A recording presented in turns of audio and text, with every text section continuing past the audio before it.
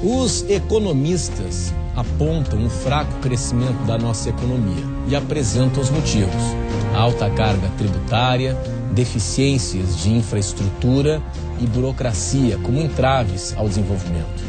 Mas o que pensam os líderes empresariais catarinenses sobre qual o caminho para um avanço na economia do país e de Santa Catarina? O que os empresários catarinenses esperam de quem ganhar as eleições em outubro, tanto para governar Santa Catarina, como também para governar o Brasil? Este é o nosso assunto a partir de agora no Conversas Cruzadas desta noite.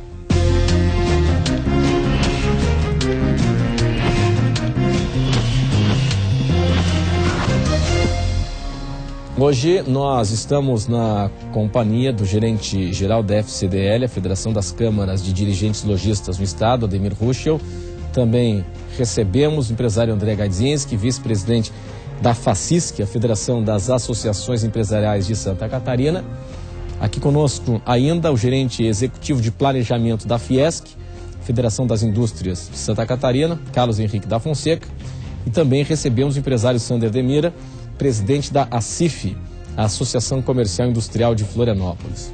Senhores, obrigado pela atenção, pela presença de todos hoje aqui conosco no Conversas Cruzadas desta noite, que tem um oferecimento de Senge em defesa do profissional da engenharia sempre. Residencial San Jean, o começo da sua nova história, o empreendimento RDO no Cobrasol. Sebrae Soluções para a sua empresa acontecer. Quevedo Ótica, 25 anos de tradição em Santa Catarina. A Ibagi chegou no Cobrasol e em Palhoça. Ibagi sempre o lugar certo. Fiesc, trabalhadores da indústria, a força que gera competitividade. E Queires, compre agora e pague só em setembro. Eu queria começar justamente com o representante da FACISC, André Gaidzinski. Onde é que está o grande desafio? Vamos começar por Santa Catarina. O que o senhor espera do próximo governante, de quem ganhar as eleições em Santa Catarina? A prioridade para o crescimento econômico deve passar por onde? Boa noite. Boa noite, Renato, boa noite aos colegas e a todos os telespectadores. Realmente o tema desse programa hoje são as bandeiras da FACISC.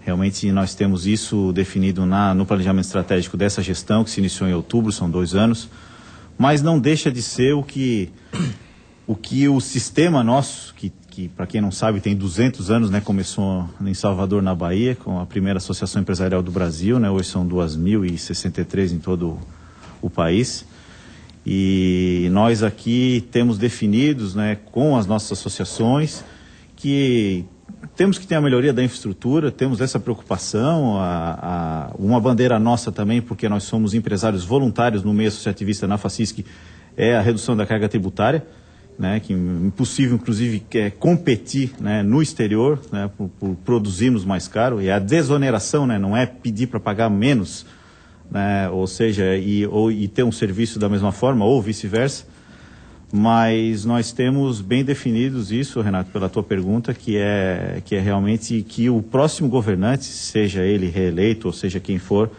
dê maior atenção para a infraestrutura no Estado, para o empreendedor, para o empresário poder produzir melhor, ser competitivo. E ter, principalmente nossos deputados federais, aqui inclusive eu cito até os senadores também pelo Fórum Parlamentar Catarinense, que nos defendam mais em Brasília. Esse que é o problema. Aqui até a gente se vira no nosso estado como a gente pode. Mas nós precisamos que alguém defenda, né, a economia catarinense, ou seja, olhe mais para os empresários, dê atenção, porque quem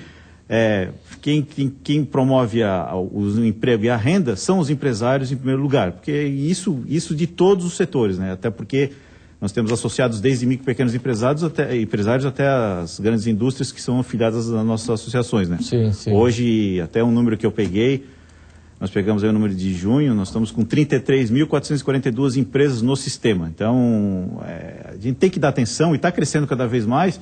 E é realmente brigar, ou seja, cobrar, né, e sugerir, ser parceiro, mas também, né, cobrando, né, que tenha uma atenção melhor, né, para o nosso Estado, ou seja, para quem for governar. Né? Sim, senhores, para eu não fazer a mesma pergunta para todos, além desses 3 itens que eu citei aqui para incentivar o desenvolvimento econômico, eu citei infraestrutura, eu citei burocracia e eu citei carga tributária.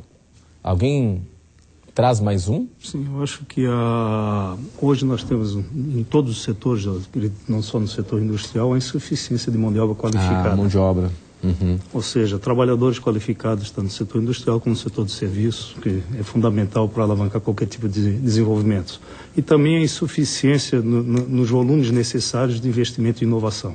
Acho que a nossa competitividade passa pelo investimento e inovação. Aí entra também na questão de mão de obra.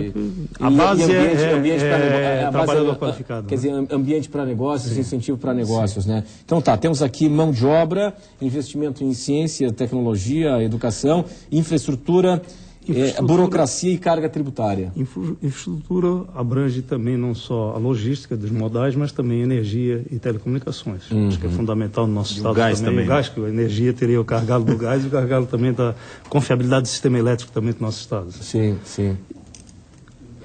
Teria outro ponto que poderia ser tratado, mas ele abrangeria dentro desse muito contexto. Bem, muito bem. Então, já que nós parte temos de aqui comércio exterior, né? Perfeito. Acho que exoneração, exportações e a produção, cambial, custo também, financeiro também da produção e acesso ao recurso. Sim, sim. O custo da folha, né? E o seguinte, então nós temos aqui alguns pontos comuns, né, que todos acreditam que sejam importantíssimos, né, para a retomada do crescimento econômico. Eu tenho uma proposta aqui, então vamos discutir como colocar em prática isso, né? Como vencer essas barreiras. Vamos começar com a questão da infraestrutura. Presidente Sander, lá fora, o investidor, ele diz que o Brasil ele é caro e o Brasil é difícil. Caro em função de tudo que foi dito aqui e difícil em função da legislação, da burocracia, a demora. Enfim, o investidor ele não sabe se... Ele sabe quando começa. Ela não sabe quando termina e se vai conseguir terminar a obra, o investimento e tal. Nessa questão de infraestrutura, como é que se vence isso? É com conscientização? É simplificando a legislação? Onde é que está o problema? Boa noite. Boa noite, telespectadores. Boa noite aí, os integrantes da mesa. Sempre um prazer estar dividindo e somando ao mesmo tempo. Uma primeira colocação que eu acho que é importante fazer, né? Deriva inclusive das obrigações do Estado enquanto federação, né?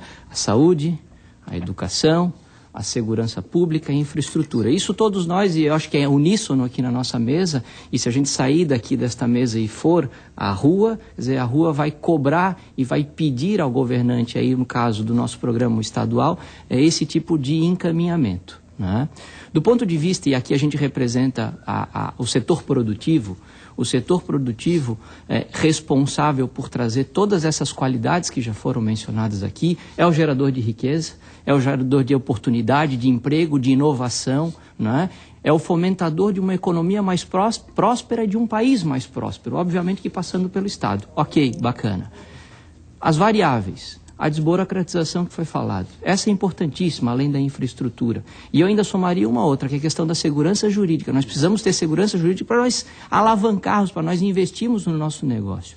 Com relação à infraestrutura, que foi a colocação mais pontual, eu dividiria talvez aí em questões de energia, o saneamento, muito mais talvez apropriado para essa nossa região metropolitana e dependente da atividade econômica, né, que é o turismo aqui da região, e essa questão da infraestrutura basicamente ligada à questão logística, que isso tem uma implicação direta, mobilidade e o custo Brasil mencionado. E aí, obviamente, se você faz essa comparação em ambientes de negócio onde isso é provido pelo Estado, nós determinamos a nossa indústria, a nossa economia, uma produtividade menor e, portanto, um grau de competitividade menor. Os números, inclusive, apresentados pelo sistema da indústria, eles comprovam isso, né? Hoje o Brasil, de 66 países, ocupa a 60ª posição dos menos competitivos, né? Então a gente realmente está numa posição muito delicada. Estes números para o Estado são um pouquinho mais favoráveis, graças a Deus, sim, mas nós temos a obrigação de lutar, de propugnar pela melhoria dessa qualidade. Ainda no que diz respeito à infraestrutura, que parece um ponto aí extremamente sério, o preocupante é que muitas vezes o Estado tem o recurso, mas não consegue fazer a obra. Isso é muito comum, às vezes o Estado tem recurso, não consegue por questão ambiental, por licença daqui, aí a empresa que está tocando a obra vai lá e está querendo um aditivo, o Estado negocia, rompe o contrato e volta a estaca zero, não sei mais o quê. Nós temos aí essa encrenca da ponte, E até para a gente conseguir botar em prática as tão faladas parcerias público-privadas, é uma missa, né? É uma missa e tanto. Para o segmento lojista, onde é que está a necessidade maior? Boa noite. Boa noite, Renato, boa noite aos demais integrantes. A nossa federação, ela congrega 40 mil empresas, hoje muitas também associadas à FACISC, nosso parceiro também, principalmente aquelas com afinidade comercial. Além do que já foi falado, a questão da infraestrutura, da logística, enfim, nós temos alguns entraves, porque o grande universo dos nossos associados são micro e pequenos empresários. E tem umas necessidades prementes para tentar crescer.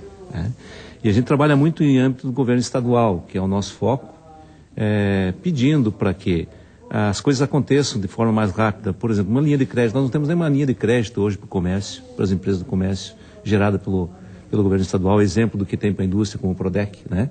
Nós já não temos, nós pleiteamos isso há muito tempo. E não é só para o pequeno empresário, nós temos grandes empresários hoje, grandes lojistas, que precisariam desse incentivo para poder gerar mais empregos, principalmente no momento que a gente está vivendo agora. Nossa economia está estagnada, nós temos um medidor de vendas que acompanha dentro do nosso sistema. Mas não é o momento de fechar a loja? A gente está vendo mais abrir loja ou fechar a loja? Não, assim, é muito cíclico, né? A gente vê, nós temos eu vou te dar um exemplo, nós temos um ingresso de cerca de 700 associados no nosso sistema mês, novos associados. E temos uma saída em torno de 400 a 500. E dentro desses 400 a 500, o que nos chama a atenção é que cerca de 20% a 25% é encerramento de atividades, de micro e pequeno empresário. Inclusive nós buscamos até uma parceria com o Sebrae para a gente tentar resolver esse problema ou pelo menos amenizar. Então nós buscamos isso e também uma clareza maior quando nós nós vamos direto à questão tributária. Existe uma dificuldade muito grande de se entender o sistema como um todo, né? Como é apresentado, e quando nós vivemos também um processo de fiscalização, porque hoje o governo é muito fácil para ele nem sai mais, os fiscais da Fazenda nem saem mais de dentro dos seus escritórios, né? Apenas notificam. Estamos vivendo aí uma situação, nesse momento, de uma ação de fiscalização da Fazenda, que é chamada Concorrência Leal, edição 2, e com uma situação totalmente desinformada na ponta, sem informação nas gerências regionais da Fazenda. Os nossos lojistas vão buscar informações porque não concordam com o que está sendo apontado. Quando se verifica que a Fazenda ainda usa para notificação uma tabela de margens de lucro de 1971, nós estamos pleiteando isso dentro da Assembleia já, na nossa frente parlamentar, para que isso seja modificado.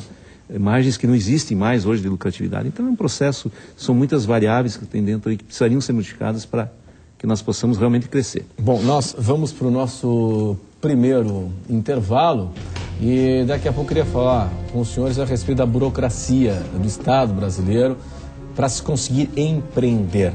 Vamos para o intervalo e até já.